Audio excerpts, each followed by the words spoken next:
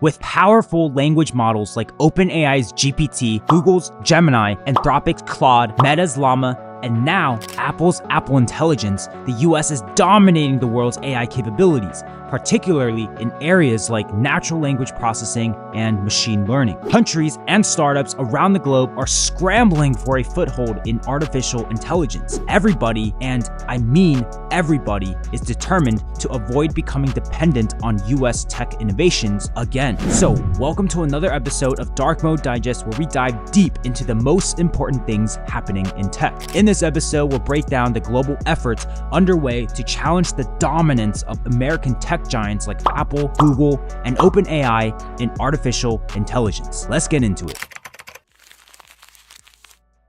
Why does one start a company, particularly a tech company? Generally for two reasons. First, founders see a big opportunity to make money for themselves and their investors. And second, they actually want to change the world and protect humanity. But there is a third reason that's popped up recently. For this German AI startup known as Aleph Alpha, the first two reasons mattered, but its founder, Jonas Andrulis, had another, more cultural motivation for starting his company in 2019. And that is to make sure Europe doesn't get left behind in technology. When OpenAI released ChatGPT to the public in November 2022, Jonas's concern became even more apparent. At this time, his 3-year-old startup had raised over $33 million, and they released an early multimodal LLM that could understand text and images. But it was nothing compared to GPT, and this was threatening. Aleph Alpha was just one of the many startups that faced this concern. Since then, to this current day, many new AI companies have popped up and people are raising billions of dollars. These startups have a higher goal in mind: to make their own country a major player in the field of AI and to consolidate their digital sovereignty. Aleph Alpha raised a huge Series B round of $500 million in 2023, and many others followed suit. These companies know they can't afford to rely on the US, or China for that matter, for what could be the 21st century's most important technology. In many cases, governments are lending local startups support through funding initiatives and AI-friendly regulations. So, to sum it up, nations around the world want in on the action of what could be a trillion-dollar market. They're motivated by nationalist impulses to build homegrown AI systems that reflect local languages, politics, and culture. And they see technological independence as a way to avoid getting caught in the middle of growing tensions between the US and China. For many countries, this AI boom has triggered an uneasy feeling of déjà vu. The last few decades have shown the unfortunate cost of falling behind in technological innovation. In the 80s and 90s, giants like Microsoft and Intel dominated the PC era. The cycle repeated in the 2000s, 2010s, and up until now in categories like internet search, social media, e-commerce, mobile, and cloud computing, as Silicon Valley pumped out the world's most valuable companies. So, technologists outside the US are worried that the US will dominate again in the next innovation. What's even more concerning to these technologists is that American giants continue to poach and recruit talented workers from their countries. Meta has France-born Yann LeCun, and Google has British-Canadian Geoffrey Hinton. Both are deemed as the godfathers of AI. It's also interesting to see the difference between European business culture and American business culture. Europeans tend to prioritize caution and getting things absolutely right, whereas Americans focus on growth at all costs to build empires. Maybe this is why American tech companies are so dominant.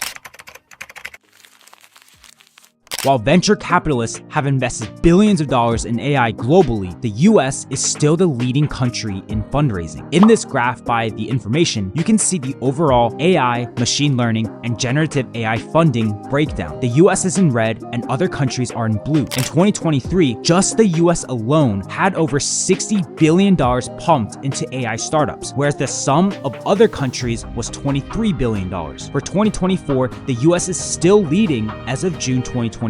In this graph, you can see that 7 of the top 10 venture deals outside of the US are for European companies. Most of these are hundreds of millions of dollars in deal size. China has also been finding ways around the US-led restrictions on its AI sector. It's invested in educating AI talent, and now the country accounts for nearly half the world's top researchers in the field.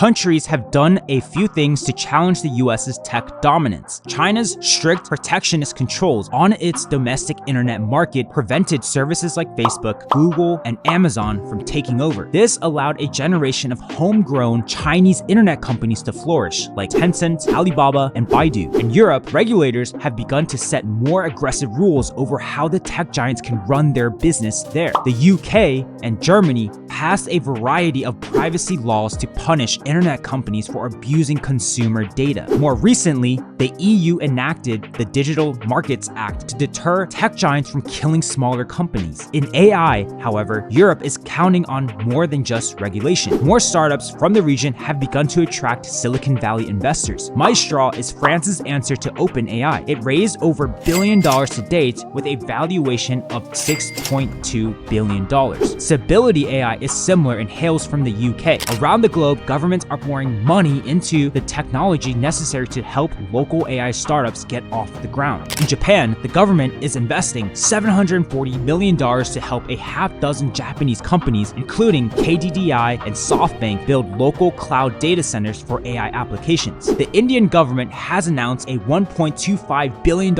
initiative called the India AI Mission to supply local deep tech AI startups with the GPUs necessary to level up their research. But while companies are working hard to establish independence from US tech powerhouses, a good portion of the money invested in them will still likely end up going to those US companies. For Nvidia, its chips have become crucial ingredients for nearly every company doing advanced AI. The company said it expects sovereign AI initiatives to add almost $10 billion to its total revenue, compared to nothing just a year ago. Analysts estimate Nvidia's revenue will be nearly $121 billion this year. Mistral announced a new partnership with Microsoft through which the tech giant will offer Mistral's latest AI model to customers through its Azure cloud platform. Microsoft also made a $16 million investment in Mistral.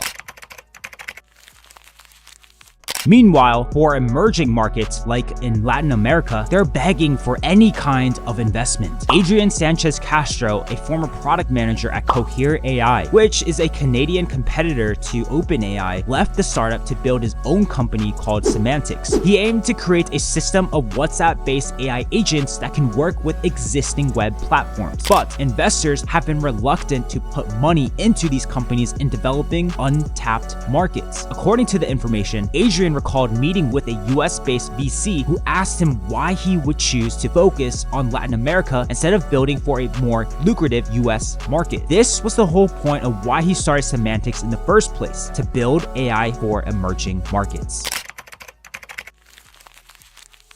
So to wrap it up, countries and startups around the globe are scrambling to build homegrown AI. They're determined to avoid becoming dependent on US or China tech innovations again. We're at a pivotal moment in technology, and the next decade will be interesting to live through. That's it for this episode. I hope you found it insightful. Let me know what you think in the comments below. If you haven't already, make sure to subscribe to my channel, Dark Moon Digest, so you don't miss out on my next tech documentary. Thanks for watching, and catch you later.